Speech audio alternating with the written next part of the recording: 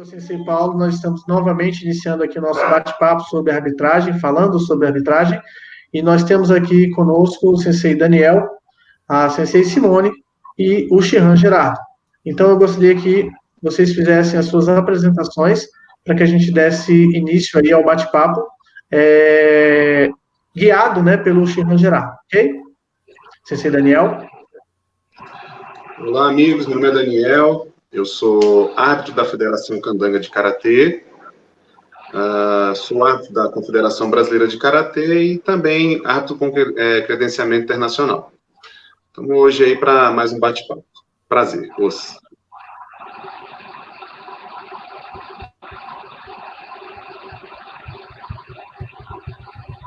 Sensei Simone.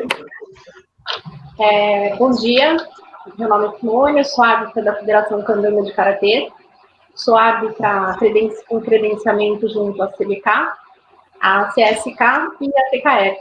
Hoje eu faço parte do grupo de arbitragem internacional da CBK também.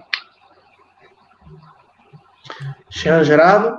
Bom dia a todos, bom dia Paulo, bom dia Daniel, Simone, meu nome é Gerardo Coelho, também sou árbitro nacional e tenho um credenciamento pan-americano e hoje estou aqui para a gente debater, falar sobre a arbitragem, a terceira fase. Sim, Shihan, pode então introduzir qual seria o assunto de hoje? Está comigo a bola. Então, nós começamos com pontuação. Na primeira nós falamos sobre o IPON, no segundo encontro nós falamos sobre o Vazari, e hoje nós iremos concluir com o IUP. Então, assim fecharemos a parte de pontuação da arbitragem, né, que eu considero muito importante, apesar que todo assunto da arbitragem é muito importante. A arbitragem é uma caixinha que é cheia de joinhas, né? Todo assunto é relevante, requer muita atenção. Então, mas eu fiz questão de a gente começar com a pontuação, porque eu entendo que nessa questão que os atletas buscam o seu resultado positivo, né? E hoje vamos falar sobre o Yuko. Considero até que o Yuko é uma das partes menos complicada, porque na sua aplicabilidade é mais simples, né? Porque se trata de socos, golpes de mão, Kyudan ou Jodan.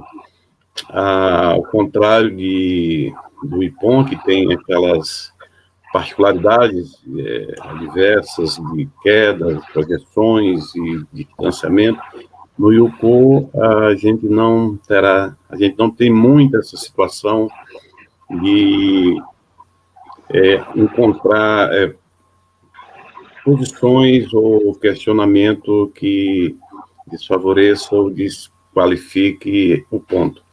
Então, quando você aplica um Gyakuzuki, o Kizamizuki, você obedecendo, claro e evidente, os 5 critérios, e neles estão todos os critérios, todas as formas para que a gente possa outorgar esse ponto.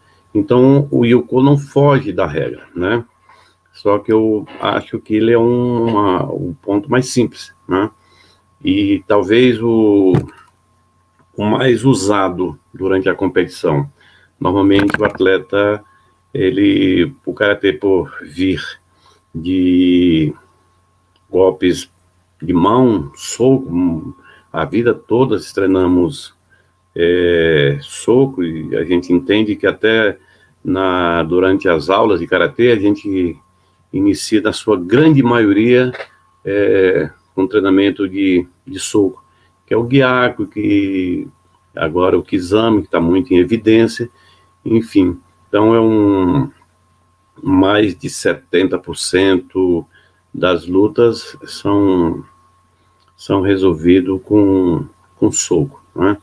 Então, é um ponto de menor pontuação na contagem da pontuação, mas ele é muito presente durante a luta, né? Tem atleta, inclusive, que define a luta, decide a luta usando somente a parte de Zuki, que, como nós comentamos no primeiro dia, que o Ippon está muito em evidência, né? Mais do que o Vasari, porque pelo ponto ser o mais alto, hoje eles estão buscando muito o Vasari, o Ippon, no Mawat e no Uramawat-Giri. Hoje você observa uma frequência muito grande nessa pontuação. Mas a grande maioria dos atletas tem facilidade de pontuarem com soco, com o Yuko, né? É importante sempre a gente frisar a questão dos critérios, né? Por ser golpe simples, o Yuko, mas ele tem que obedecer principalmente a distância do golpe, da chegada, quando é Tildan, o vigor, a distância, a potência, o Zanshin, quando for Jodan, dependendo da categoria, tem que dar muita atenção, porque eu observo muito na questão dos adolescentes, que é uma prática comum, eles desferirem o golpe em busca do ponto e receberem falta, porque muito árbitro entende que aquele golpe não atingiu os critérios de ponto, e é muito simples você eliminar os 6 critérios de ponto e criar o 7º, que é a falta, né? O central acha que aquele toque foi forte, enfim. E isso prejudica muito essa garotada, que a gente tem que entender que essa garotada é a renovação dos atletas, né? Futuro, e a gente não pode trabalhar só com o top, o pessoal sênior, que já estão lá em cima, que são ranqueados, mas valorizar muito o cadete. E, às vezes, você deixa de outorgar o ponto, principalmente Jodan, e atribui a falta. Isso dá uma baixa muito grande. Tem atletas que chegam até desistir de competir, porque não entendem que estão buscando o ponto. E a falta, muitas das vezes, ela se torna simples, fácil de atribuir, né? Tem árbitro que, de uma certa forma, acha que aquele ponto não merece ser classificado como ponto verdadeiro, né? Então, eu acho que isso é uma coisa muito séria, principalmente na questão dessa meninada. Não sei se o Daniel, a Simone vai concordar, mas a gente tem visto muito isso na questão adolescente, né? O sênior, nem tanto, porque o sênior, ele pode ter o contato, e aquele contato que o árbitro central, o juiz central, ele interpreta como ponto, às vezes foi uma porrada, mas como é adulto, então ele vai outorgar o ponto. E a criança, às vezes, chega a 5 centímetros e não recebe o ponto. Isso é que é o problema, porque quando você atinge, é notório, né? Desde que, no momento que você atinge ao toque e você recebe a falta e há um exagero na questão do adulto, aí muda totalmente a conotação dessa falta. O adolescente, não, às vezes o adolescente nem encostou, recebe falta ou não recebe o ponto, né? Eu não sei se o CC Daniel e a Simone vão concordar com essa minha colocação, mas eu vejo dessa forma. Alguém quer comentar? Eu acho que foi muito bem colocado nesse sentido. Também vejo que o maior problema da questão do IUCO, né, é quando a gente trata dessas questões, dessas categorias de base. Eu acho que, às vezes, um pouco de percepção do árbitro central, ou até mesmo dos bandeiras, nessa questão da distância correta do ponto, né? Ver muitos atletas, às vezes, na distância correta, cumprindo seus critérios adequadamente, e, infelizmente, a arbitragem, às vezes, se deixa levar pelo atleta do lado, que às vezes simula, eu costumo dizer que é aquele ponto moral, é aquele ponto que não encostou, mas que moralmente chegou e pegou o atleta. E aí ele acaba fazendo aquela encenação, e o atleta que realmente aplicou o golpe acaba perdendo esse ponto. Então, realmente, eu acho que merece, né, o IUCO, essa visão mais apurada da arbitragem nesse sentido. Acredito que na categoria sub-21, na categoria sênior, a gente não tenha grandes problemas, como o Stefan falou. Eu acho que o maior problema é nessas categorias, principalmente quando a gente fala no júnior. Porque eu acho que esses meninos, eles vêm treinando para chegarem no sub-21 e para chegar no sênior, e eles são de uma agilidade, de uma rapidez muito grande. E às vezes a gente deixa passar o que são realmente pontos aonde acaba gerando as faltas. Porque o atleta está na distância correta, está com a velocidade correta, está cumprindo os critérios, só que na hora da arbitragem ir marcar, não marca. E o que acontece? O atleta acaba praticando a falta, porque daí ele fala, não, então eu tenho que encostar. E é onde vai a falta. Então eu acho que essa é uma atenção que a arbitragem precisa ter um pouquinho mais.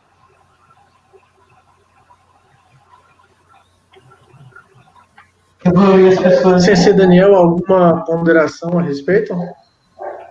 Sim, com certeza.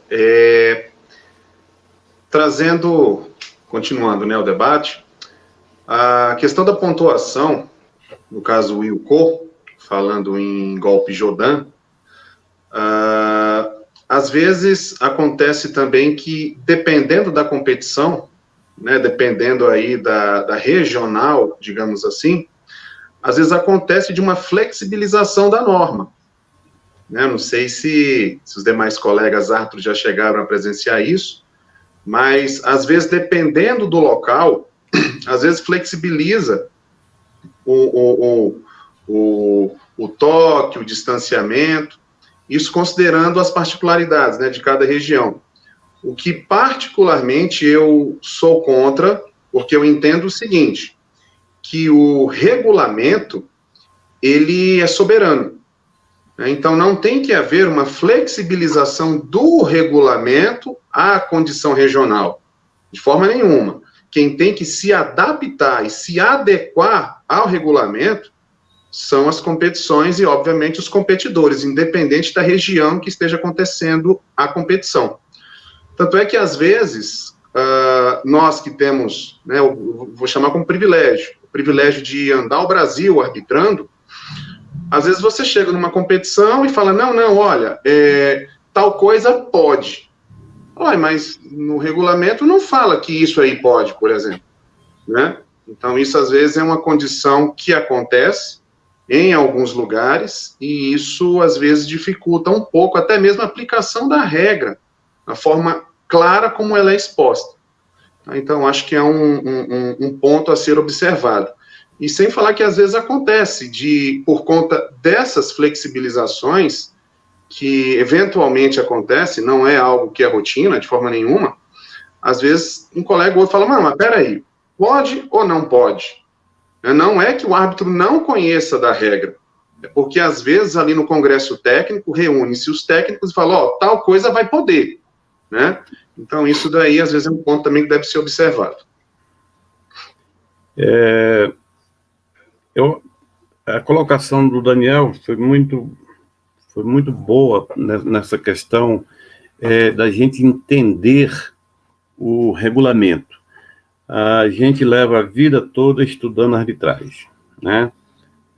Aquela pessoa, o árbitro que quer estar por dentro das regras, até posicionamento, deslocamento do árbitro, isso a gente tem que estar sempre em constante estudo.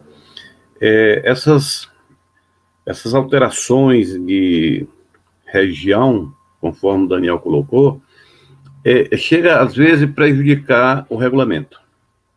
Eu acho que quando a gente vai usar da arbitragem em um torneio onde digamos, dos 9 que a Simone comentou, ele já tem que entender o regulamento num todo. Porque daqui 1 ano, 2 anos, ele vai trabalhar, ele vai se deparar com o regulamento total, o conhecimento. Ah, mas antes eu podia, agora eu não posso. A mesma coisa, quando eu era faixa verde, eu podia, agora eu não posso. Quer dizer, essa categoria de novos é uma categoria que é criada aqui do Brasil, né? No regulamento não fala de categoria de novos, né? O regulamento, ele é soberano num todo, mas a única coisa que eu concordo é na questão quando é criança, iniciante, na parte do catar, que ele não faz não dá um QI, não cumprimenta, e ele ser prejudicado pela essa falha pequena, eu acho que isso é ponderável. Mas na questão do QI, porque um golpe de um faixa verde, se for levar em consideração, às vezes é mais forte do que o de um graduado. E fora da técnica, vai prejudicar mais o atleta que está recebendo do que um golpe bem aplicado de um graduado, com domínio. Às vezes você deixa de punir, não, porque ele é faixa verde, e a intenção... Não é a intenção, é o regulamento. Nós não temos 2 regulamentos, nós temos um regulamento, e esse regulamento vem de cima para baixo. Então, quando chega lá embaixo, é igual o Código Civil. Felizmente, nós temos 2 advogados aqui no debate, e nós sabemos que o Código Civil é um só. Não tem um Código Civil aqui em Brasília, outro no Nordeste, outro lá no General Tibúrcio, e não existe isso. General Tibúrcio é bom, entendeu? Nós temos um código, como nós temos um regulamento da arbitragem. Então, nós somos defensores desse código, né? A gente estuda, a gente trabalha, e quando a gente deixa de cumprir algum item desse regulamento, nós somos passivos de punições pelos técnicos, pelos atletas, professores. Então, por que não usar o regulamento? Quando você não usa, você é passivo de críticas, de punições, de reclamações, junto à CBK, junto à Confederação, aos nossos diretores de arbitragem. Então, nós temos que ter o máximo de cuidado com isso. É usar o regulamento. Quando eu uso o regulamento, acabou. Não tem por que questionar. Não, eu fiz isso por isso. Não, nós não podemos trabalhar dessa forma. Nós temos que ser árbitro e eles, atleta e o técnico. São 3 pessoas praticamente envolvidas naquele momento. É o árbitro, os atletas e o técnico que fiscaliza tudo e não aceita certas coisas. Principalmente quando é contrário ao atleta dele. A situação que ele reclama do atleta dele, ele agradece se for a favor dele. Então, a gente tem que ter esse cuidado. Então, temos que trabalhar sempre para estar com o regulamento em 100%, imediato. Não podemos fazer adaptações em certas lutas, né? Mas eu achei. Não tem... O achei é que prejudica muito, tá? Então, mas o importante aí é a gente esclarecer isso até para pessoas que estão começando a competir agora, ou árbitros que estão começando ou tentando ingressar na arbitragem, entender que a arbitragem é uma coisa muito séria, muito rígida. Então, nós não podemos flexibilizar algumas coisas, né, pessoal? Então, quando você deixa de outorgar um ponto verdadeiro, você... Hoje, em competições mais altas, tem o review, o vídeo review, né? Então, aquilo é o quê? Foi um erro do árbitro? Não. É questão de visão, de momento. Às vezes o árbitro outorga a bandeira para a O e o ACA fez o ponto quase no mesmo momento, mas ele já atribuiu e o técnico pede a revisão daquele ponto. Acontece. E não é, nem todas as vezes, isso é positivo. Então, a gente não pode considerar aquilo como erro, mas a velocidade, a dinâmica do ponto. Então, são dois atletas buscando ponto ao mesmo tempo, e isso o árbitro pode entender que aquele ponto que ele está sinalizando chegou primeiro. Né? Não é erro, não é falha, não é proteção, tá? Então, eu acho que esse cuidado nós temos que ter em mente sempre, tá? Nós, como disse o Daniel, a gente tem um privilégio de viajar muito nos campeonatos. O Daniel, no ano passado, participou de todas as etapas, então isso dá um respaldo para o árbitro muito grande, porque eu entendo, pessoal, que a arbitragem se aprende apitando. Nós temos dois tipos de árbitros. Nós temos o árbitro teórico, que sabe tudo, regulamento em cima, ali ele diz até o artigo, até a página da apostila onde está. E temos o árbitro que apita, que tem mão de obra, tem trabalho, tem horas de arbitragem. Esse, para mim, é o árbitro, tá? A teoria, ela é importante, é fundamental, porque você tem que ir, principalmente para o central, mas o bandeira tem que estar com a visão do ponto. Não resta a menor dúvida se ele, até o tempo de sinalizar é importante. E isso você vai adquirindo na prática. Prática é fundamental. Não foge à regra do karatê. Não sei se os colegas aí vão concordar, mas a prática do karatê, para mim, é mais de 70%. Shehan, então, assim, falando como técnico e como atleta, né, é importante a gente ter o conhecimento de que a arbitragem coerente e correta, né, dentro do que a gente espera e do que os árbitros tendem a fazer, é aquela que necessariamente é embasada nas regras, né, independente de alguns pontos, como o Sensei Daniel citou, onde existe uma flexibilização em algum estado ou em algum evento. Mas a base é justamente seguir, né, as regras para ter aí uma execução da arbitragem mais adequada, não é isso? O Daniel quer fazer alguma... O Daniel pediu a... Sim. Sensei Paulo, olha só. A minha visão, o que acontece? Você digamos que o senhor como técnico, e também como atleta, e grande atleta que foi, quando mais novo um pouquinho, né, Sensei Paulo? Obrigado. O que acontece? Às vezes é muito comum, numa competição, né, ninguém quer, né, Sensei? Às vezes, numa competição, temos ali, claro, a ACA e a O, e esses dois atletas sempre acompanhados pelos seus técnicos. E o que acontece? Normalmente, quando cruza-se um golpe, dependendo do atleta que iniciar esse ataque, ou aquele que vem no contragolpe, eventualmente os dois chegam na distância muito curta. Então, acontece de um atleta, seja ACA ou seja O, dar um Oizuki ou um Gyakuzuki muito próximo. Então, o que acontece? Normalmente, quando isso acontece, eventualmente um técnico ou outro, para não falar a maioria, ele costuma levantar da cadeira e faz aquela coisa assim, né? Tipo, ninguém viu e tal, alguma coisa nesse sentido. Ou, às vezes, comemoram o que ele acredita que foi ponto. Só que o que ocorre? A grande maioria dos técnicos, não vou generalizar de forma nenhuma, mas a grande maioria deles não estuda tanto a regra. Para não dizer que nem estudam a regra. Tá? Mas muitos desconhecem a regra com profundidade, né? Assim, desconhecem, né? E é o que ocorre. Ele entende porque a mão chegou, então é ponto. Não é.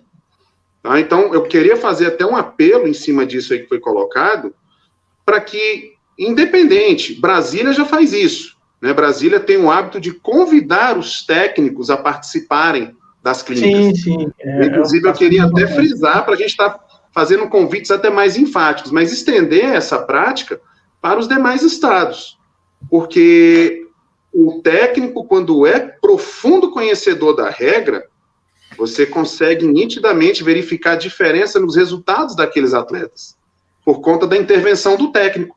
Seja na própria postura, dentro do clube, ao ensinar a distância correta, que a mão só não tem que chegar.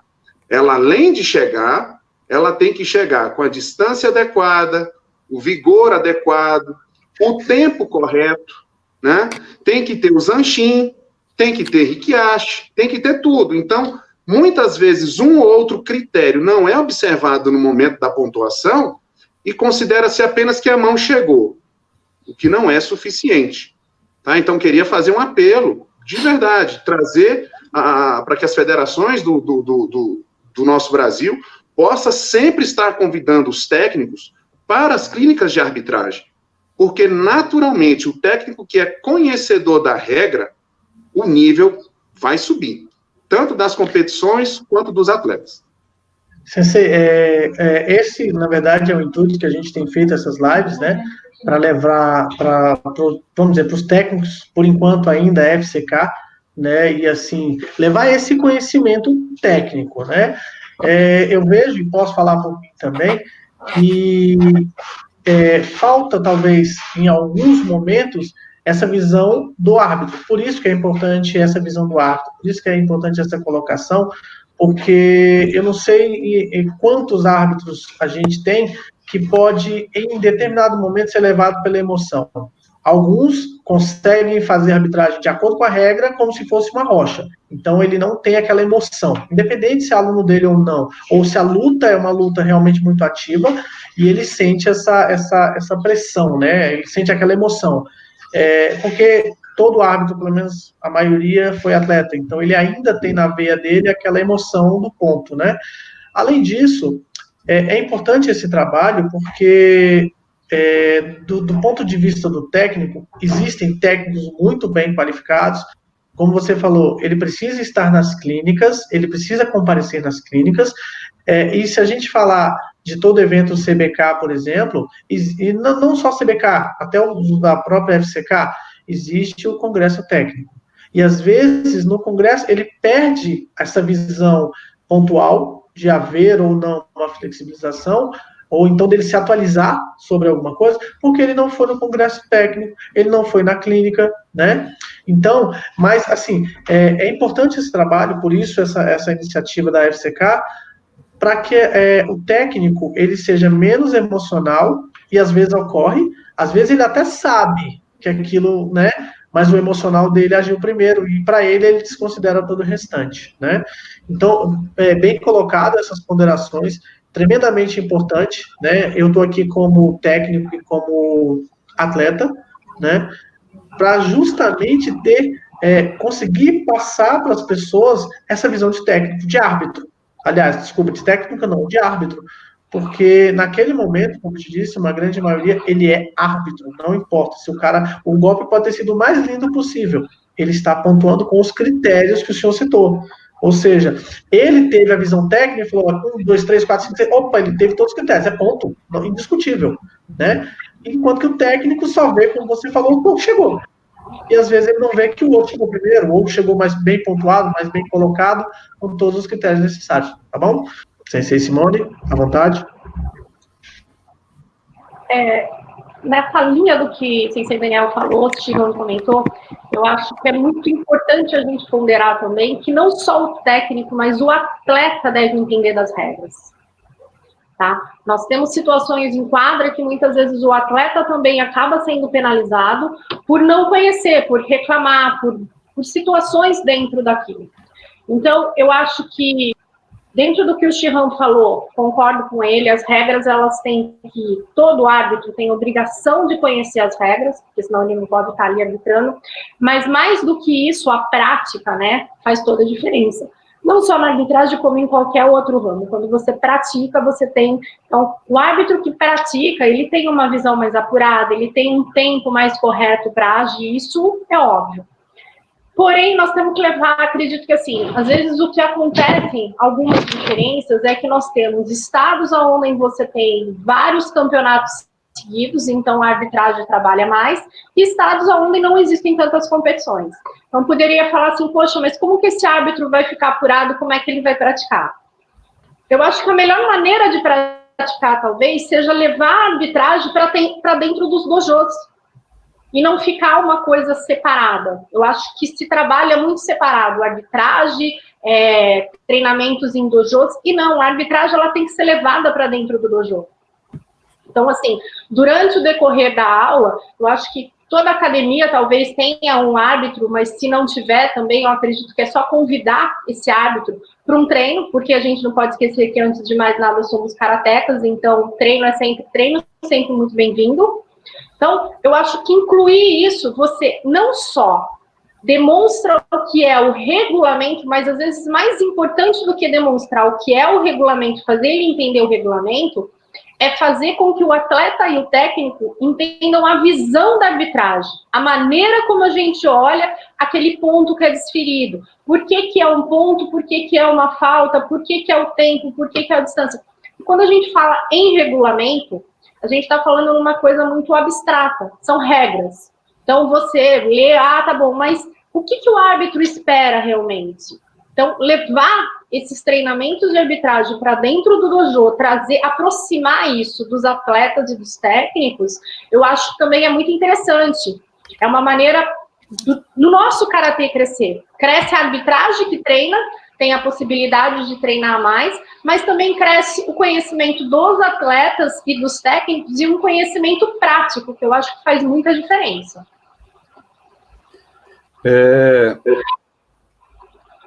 Foi tocado pelo Daniel, pela Simone, um ponto crucial, importante, que eu ia até comentar a respeito.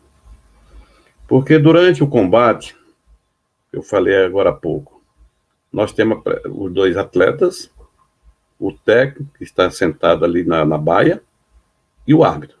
O árbitro não se questiona que ele tem que saber de arbitragem, tem que entender de arbitragem que ele é árbitro. Né? Isso é inquestionável. Agora, o que acontece, ao longo desse tempo que a gente trabalha com karatê, é que nas clínicas de arbitragem, a presença é muito reduzida, até mesmo de alguns árbitros. Né? Na CBK, não, porque nós já estamos convocados para participar do evento, temos que participar da clínica para o credenciamento. Mas quando se trata de estadual, aqui em Brasília, por exemplo, que eu posso falar, nas clínicas de arbitragem, o número é muito reduzido, até mesmo de árbitros que estão atuando nas competições. E eles sabem que a competição não pode ser realizada sem árbitro. Então, eles não frequentam muito as clínicas porque eles entendem que sabe a arbitragem. Mas a arbitragem, ela vai se renovando, o regulamento vai sendo alterado, o gesto vai sendo melhorado, entendeu? Agora, no meu ponto de vista, essas clínicas não seria só para os técnicos, candidatos a técnico, mas uma peça fundamental é o professor. O professor, ele tem quase a obrigatoriedade de participar dessas clínicas, não só do curso de Shiai, que quando tem um curso de Shiai, todo mundo vai, porque quer ver a tendência, o que está acontecendo, para passar nas academias para o aluno dele. Mas esquece que o karatê não é só Shiai. Quando se fala competição, eu tenho que preparar meu atleta para lutar, claro e evidente, mas eu tenho que preparar ele sendo conhecedor da regra, o que ele pode e deve fazer, o que ele não pode fazer. Então, o número de falta que tem durante o combate é por falta de informação do próprio atleta. O atleta recebe informação de quem? Do técnico? Não, do professor dele. Às vezes a gente manda um atleta competir lá fora, no Pan-Americano, o técnico ali, a vida dele com o técnico ali é passageiro. A vida dele é maior, é com o professor dele. Então a gente observa, Paulo, que no Karatê falta essa conscientização do professor, de entender a mecânica do Karatê, na arbitragem, do kata, shiai. Eu acho que, não sei se isso é uma questão de orgulho próprio ou vaidade pessoal, não vou mandar meu atleta treinar ali porque ele treina comigo. A gente escuta muito isso, eu passei muito isso na época que nós começamos aqui aquele trabalho de kata em Brasília. Nós começamos com um grupo muito grande e muitos professores falavam mesmo, não vou mandar meu atleta para treinar kata na federação, porque o kata eu ensino aqui na academia. Claro, aí onde que a gente se depara com uma situação que isso é vaidade, é orgulho, é o quê?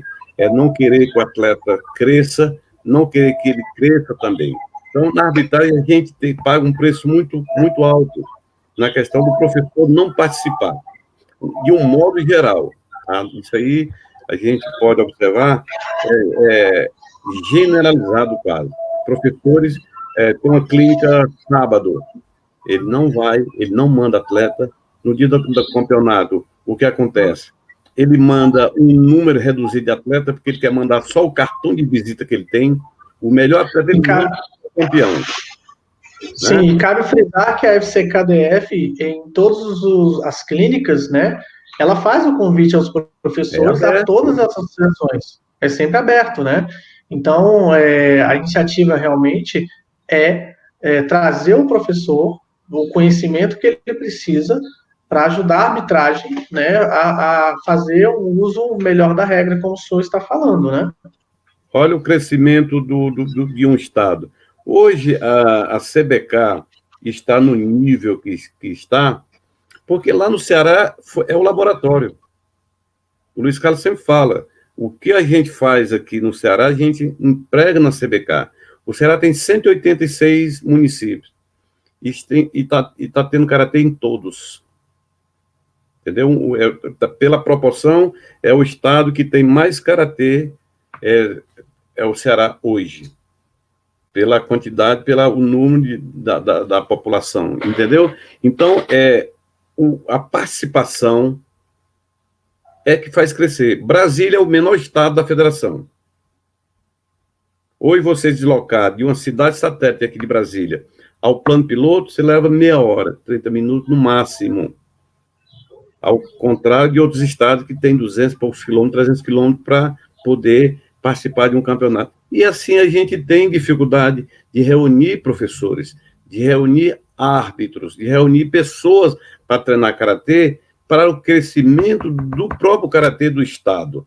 Entendeu, Paulo? A arbitragem só vai melhorar quando houver a participação dos professores, em massa.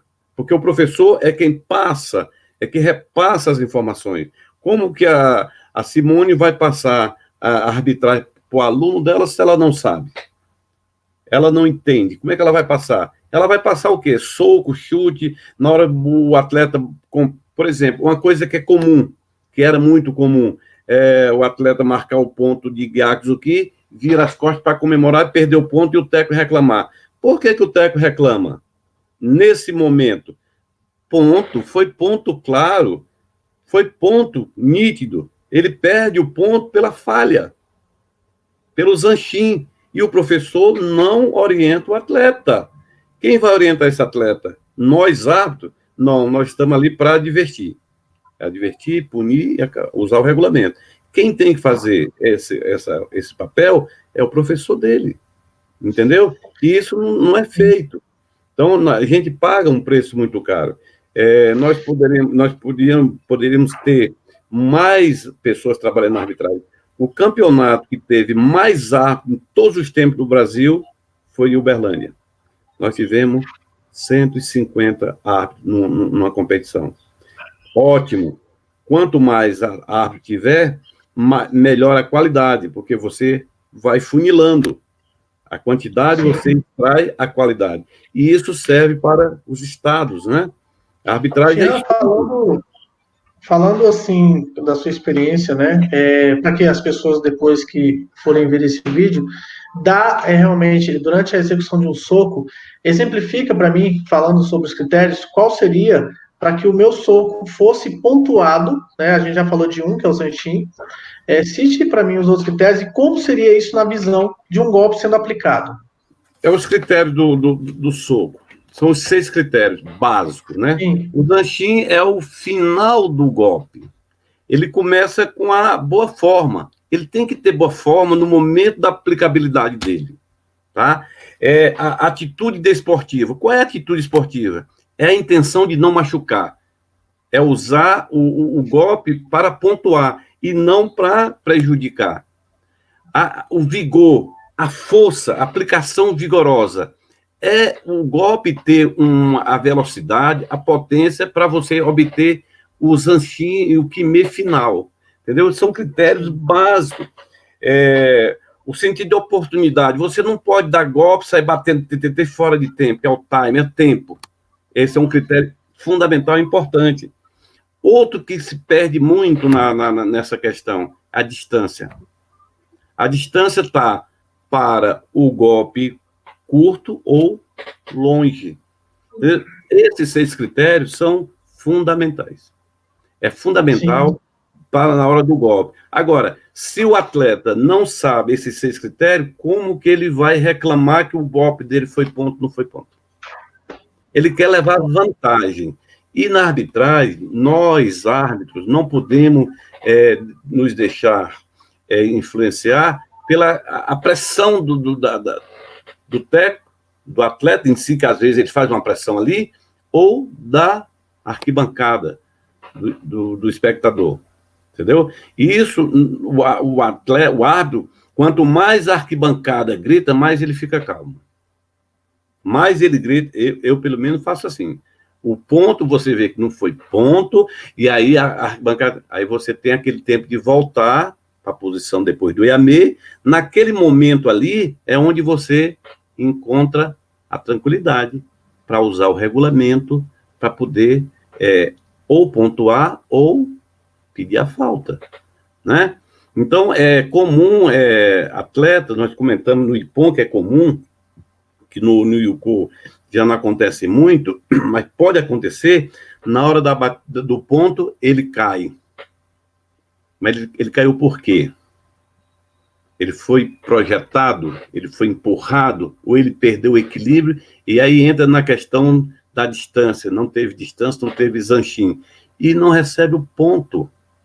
E é claro, o árbitro tem que ter consciência disso, o atleta tem que ter consciência disso, o técnico tem que ter consciência disso. O problema é que entra na questão, Paulo, a falsa honestidade. A honestidade, ela é uma via dupla, de mão dupla.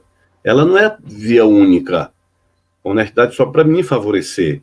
Então, seria muito bom eu ser verdadeiro só a meu favor. Então, quando o golpe é a meu favor, eu nunca vi um técnico, chegar para mim e falou, será daquele ponto não foi ponto que você deu para o meu atleta. Nunca. Ele bate palma e pede bis. Entendeu? Isso é o quê? É querer levar vantagem em uma coisa tão séria que é uma competição. Uma competição é muito sério. O Yuko decide tudo. É meio ponto, mas um meio ponto que está 2-2, faltando 10 segundos, mudou toda a história. 2-1. Eu tenho a vantagem. Quando eu recebo esse ponto, eu fui para o empate, eu tenho a vantagem.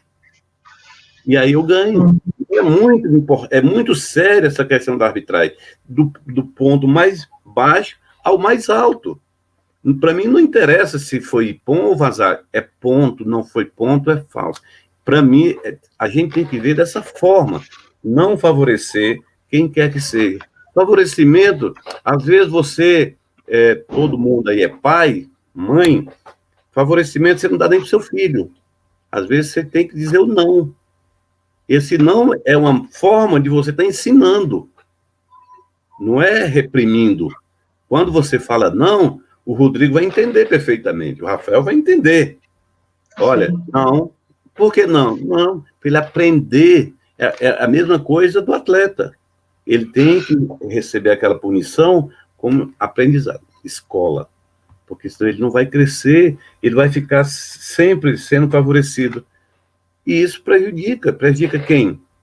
Eu, árbitro, primeiro, depois o atleta, depois o resultado, que esse resultado não é só uma vitória, um resultado hoje, uma luta, ela é muito importante, porque tem ranking, tem premiação, tem bolsa, tem título, tem tudo, e às vezes você tira de um atleta merecedor e dá para o outro, entendeu?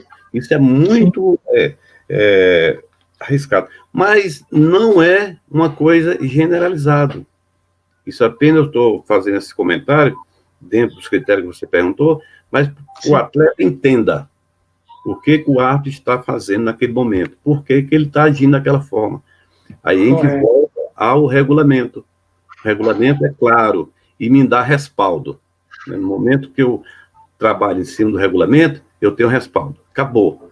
Todo mundo ali tem sua função e, dentro dessa função, uma responsabilidade muito grande. Por isso que a gente escolhe essa carreira da arbitragem. Eu quero ser árbitro porque eu posso apitar até uma luta de um aluno meu. E as pessoas não vão perceber que aquele atleta é aluno meu. Porque ele pode perder e pode ganhar. No momento que você está preparado para apitar a luta de um aluno, de um amigo, de um conhecido, você está preparado para ser árbitro. Tá? Eu vejo dessa forma. A gente nunca pode e não deve apitar a luta de aluno ou de atleta do mesmo estado para evitar essas celeumas, essas coisas que possa vir a acontecer. Mas no momento que Brasília vai lutar, não trocou o árbitro, e o árbitro de Brasília atua normal, ninguém percebeu nada, ali você está o quê? Está preparado, você é árbitro. Sim. Você não é parceiro daquele rapaz, daquele atleta. Você julgou conforme ele mereceu.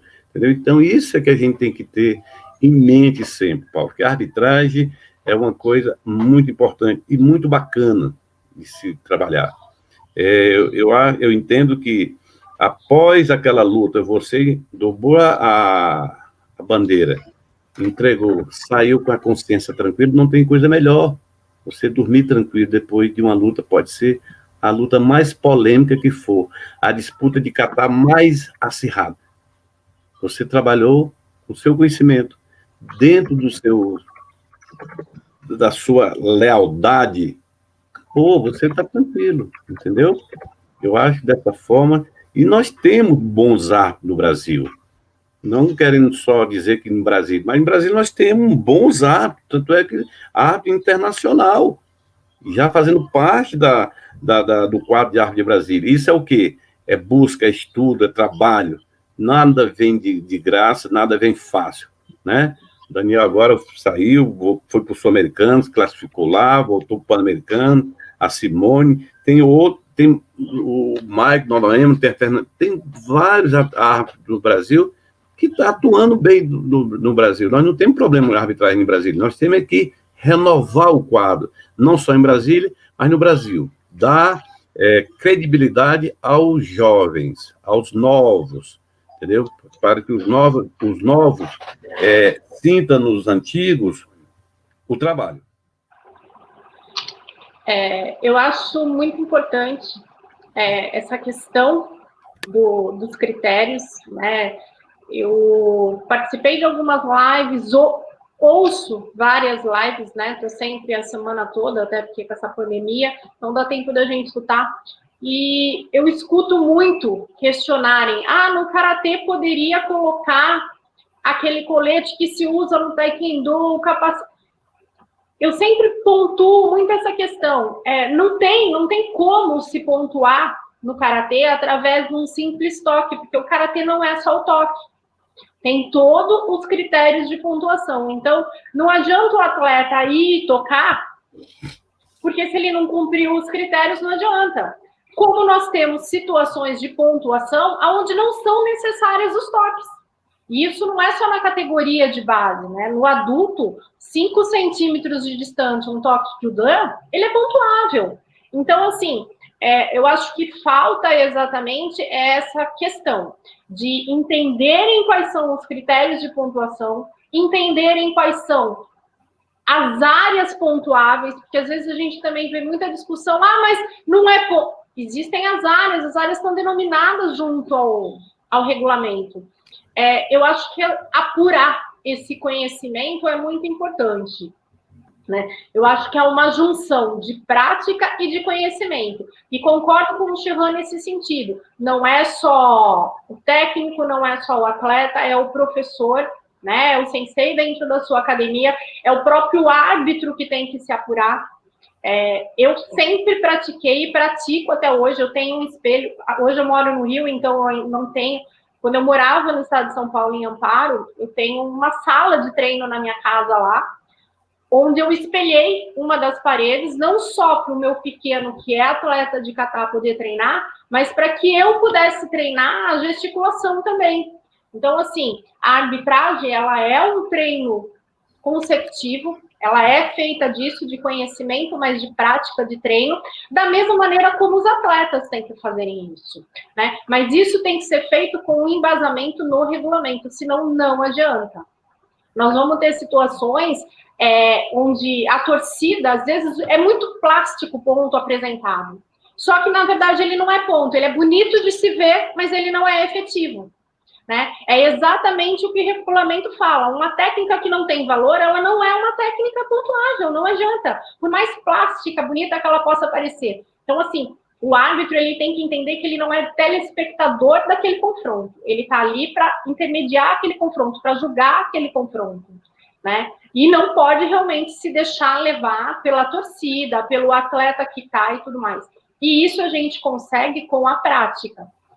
Quando o Sensei Geraldo fala, né, ele fala dos novos, né, chegando, eu sempre falo, Shehan, tem vários, não vou citar vários nomes, porque senão vou esquecer de alguém e ainda vou ficar chateado, mas Sensei Valnei, Sensei Washington, Sensei Celso, são pessoas que sempre deram seguranças. A gente olha isso, eu falo por mim até hoje. Quando eles estão arbitrando, quando eles estão no central, eu sempre estou de olho, porque a gente sempre tem alguma coisa a aprender. Não é porque hoje, eu sou árbitra sul-americana, eu sou árbitra pan-americana, então eu sei. Não, a gente sempre tem. E da mesma maneira como dentro de um dojo, nós temos, né, os forrais, nós temos o senpai, nós temos o nosso sensei. O mesmo acontece junto à arbitragem. Isso tem que ser colocado. Por quê? Porque a gente tem que olhar, a gente tem, mas eu hoje em dia guardo o regulamento muito mais fácil, muito mais rápido do que ele, né? Às vezes, mas a experiência que ele tem para me passar pelo tempo de arbitragem dele é uma coisa que não se conquista do dia para a noite, não se conquista lendo. Então, isso é muito importante. Eu acho que essa junção, na verdade, do conhecimento teórico com o conhecimento prático. E isso é muito treino, não adianta.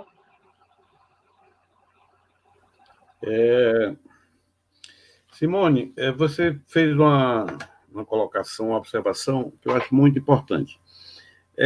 Em alguns segmentos do karatê, eles usam aquela proteção de cabeça e de tórax, praticamente copiado do taekwondo. Algum atleta perguntar para você por que não usar esse material, é muito simples, ao meu ver. É você pedir para o pessoal do taekwondo tirar. Porque não é só a proteção, é o treinamento que você recebe. O ponto do karatê está embasado, no treinamento dele.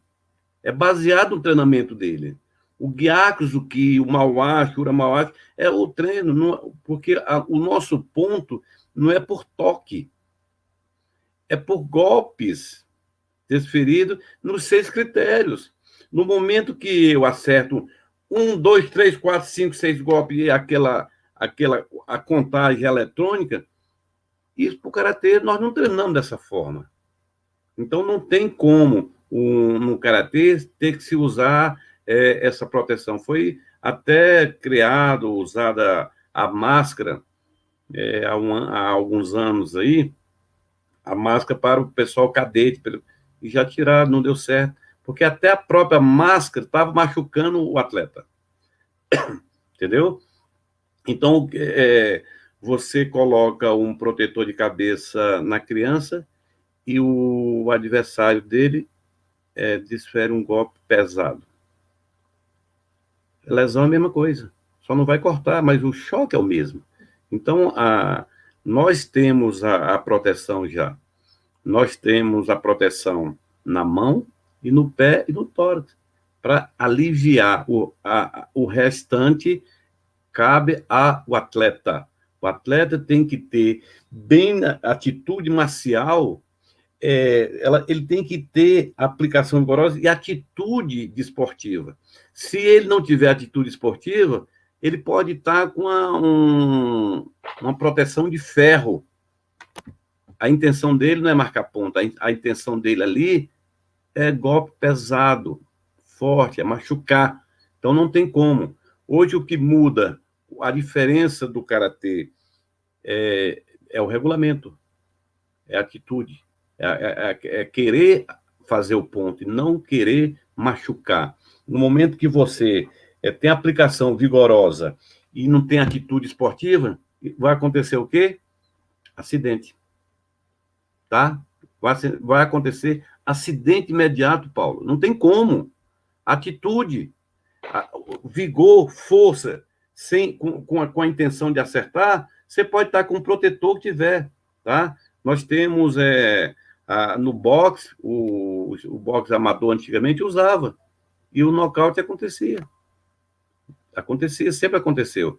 Porque uma coisa um peso pesado derruba um peso pesado. Um peso leve, às vezes, não derruba um peso leve. São golpes diferentes. São coisas diferentes.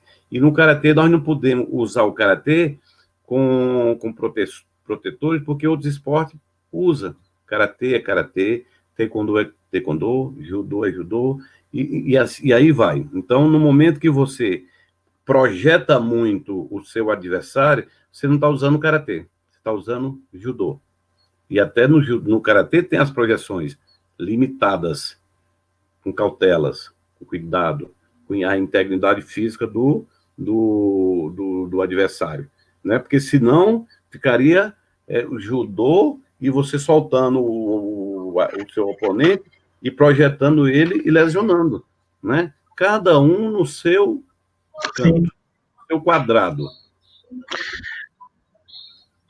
Shehan, nós estamos chegando aqui a 1 hora, né, nessa nossa gravação da nossa live, e eu gostaria, né, que a gente já tivesse em mente, né, já fosse aí programando quais serão os próximos assuntos, né, para que a gente não se estenda muito, né, além de 1 hora e pouquinho, eu gostaria que vocês, individualmente, ou até mesmo que todos abrissem os microfones e fizessem uma breve explicação, ou até mesmo uma finalização sobre esse assunto, para que a gente deixe aí, né, a ideia, para que o entendimento dessas pessoas que, como a gente citou, frequentam muito pouco as clínicas, ou então não têm conhecimento, né, disso, que é um trabalho contínuo, assim como o trabalho de arbitragem.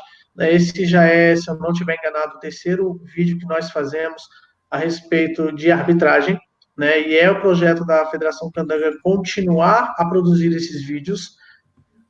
Então, eu gostaria que vocês fizessem realmente uma explicação, uma finalização, assim, né, para que a gente não estenda muito, como eu disse, para que as pessoas entendessem a visão da arbitragem, para que elas, não diria grossamente, mas que elas entendessem a visão do árbitro. Olha, eu marco, eu vejo o Yuko dessa forma, né, para que ele entenda que ele também tem que ter esse critério na hora dele dizer, não, foi ponto, foi ponto, foi ponto. Então, assim, como eu disse, o técnico, ele geralmente ele é mais levado pela emoção, mas a nossa intenção é que ele entenda de arbitragem, que ele conheça os critérios que os senhores estão sempre avaliando, né, para que ele possa evitar levar mais pela emoção e leve mais pelo conhecimento. Fica o convite para que todos que assistirem essa live, sempre que possível, façam as clínicas de arbitragem, né, que eles conheçam que eles vivenciem a clínica de arbitragem e fica também um convite para que eles façam parte do quadro de arbitragem da Federação Candanga do Distrito Federal, o que com certeza vai engrandecer muito mais o nosso trabalho e com a experiência dos senhores, eles possam ter aí um crescimento dentro da arbitragem. Então fica a cargo de vocês agora, os nossos momentos finais, aonde cada um aí, de repente, junto, talvez façam as suas colocações para que a gente finalize com chave de ouro a nossa live de hoje. Bem, sobre essa questão agora pontualmente colocada por último, né? Conforme amplamente debatido aqui sobre os critérios de pontuação, o técnico e o atleta, eles têm que entender que esses critérios são soberanos. Não pode se outorgar ponto sem que haja o total preenchimento deles. Tá? Por exemplo, numa situação bastante, digamos assim, atípica, em que talvez não, eu diria que em um dado momento, um desses critérios poderia, entre aspas, até ser flexibilizado, como o Sensei colocou, a palavra certa talvez não seja nem flexibilização. Talvez pode ser até pela impossibilidade de pontualmente, por exemplo, num momento de um chute, em que o Uramawashi entra e o atleta que recebe o golpe, ele empurra, sem que dê tempo para que o atleta que pontuou faça o Hikiashi e se coloque em posição de zanshin, esse ponto deve ser outorgado. Né? Fora isso, não há condições nenhuma de um ponto ser outorgado sem o preenchimento de todos os critérios. Torno a dizer, uma coisa é você cruzar um golpe, subir uma perna, um Uramawashi ou um Mawashi, até porque para o Mawashi não há necessidade tão grande de uma distância muito longa, né? Cada um consegue subir a perna, observando a biomecânica do movimento, né? Atingindo ali a boa forma, o toque, a força adequada, a distância adequada para aplicação daquele golpe, tendo o Hikiashi, terminando ali o zanshin, aquele espírito de luta, estando atento a uma possibilidade de contragolpe do seu oponente, esse ponto ele é outorgado. Então, às vezes, acontece do técnico, mas a perna chegou. A perna, quando chegou, não é o ponto. Para que haja ainda a conclusão, a outorga desse ponto, seja pelo central ou pelos bandeiras, naturalmente ainda tem que haver os demais segmentos para que possa ser concluído esse ponto e devidamente outorgado. Então, mais uma vez eu digo, eu rogo para que os colegas técnicos enviem os seus atletas e possam estar acompanhando eles nas clínicas de arbitragem. Sensei, mas a clínica de arbitragem é só para roxa preta? Não. Eu nunca vi clínica fechada somente a um grupo restrito. Muito pelo contrário. Como o Sensei Gerardo colocou, Brasília, quando tem clínica de arbitragem, ela é aberta para todas as associações, para todos os seus professores e todos os seus alunos, independente da graduação. Justamente para quê? Para que na base, na raiz do karatê, você pega ali um faixa branca, um faixa amarela, um faixa vermelha, você já começa a introduzir os princípios da arbitragem, você pode ter absoluta certeza que esse atleta, quando mais à frente, ele vai ser diferenciado em relação aos demais.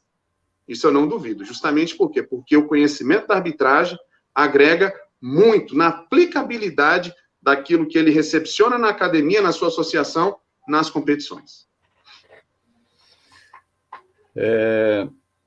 Muito bem colocado, Daniel. Isso aí é uma coisa que nós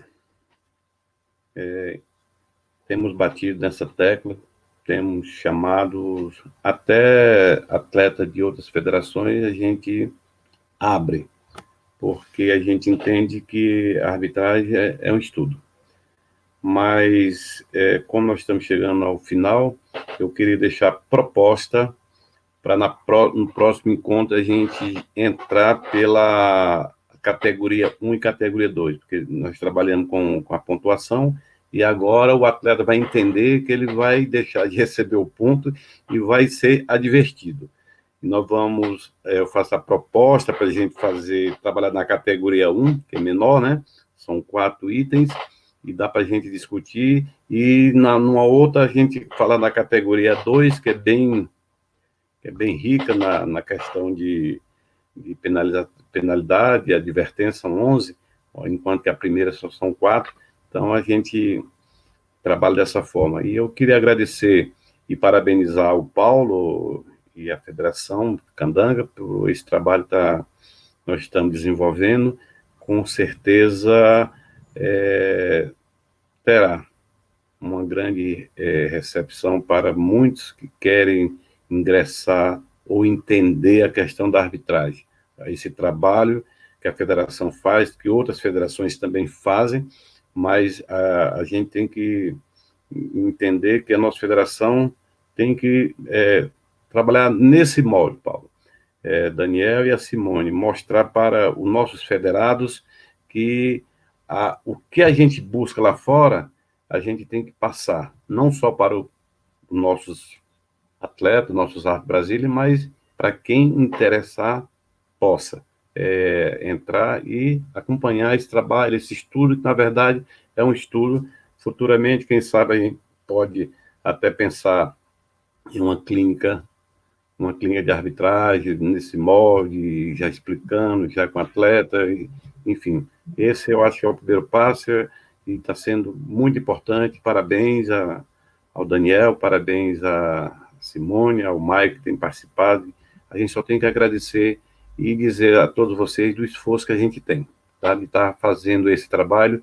É um trabalho que é gratificante, tá? Um trabalho que me deixa muito feliz de estar participando com esse quadro, com esse grupo muito bacana e seleto que nós estamos apresentando. E muito obrigado, Paulo.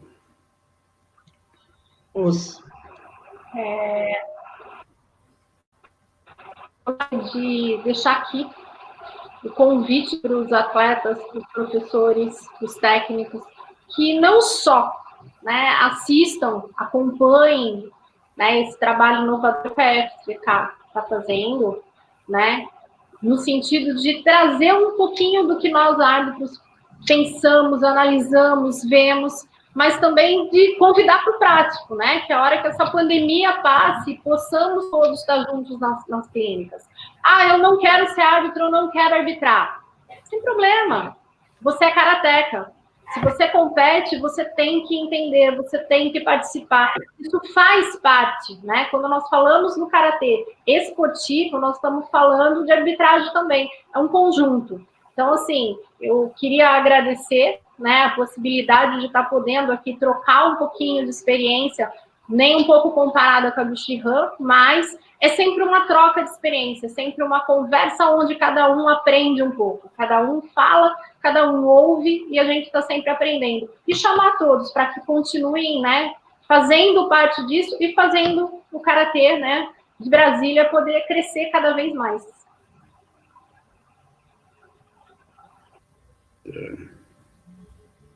Eu acho que todos aprendem com todos, conforme você falou durante o bate-papo, a gente...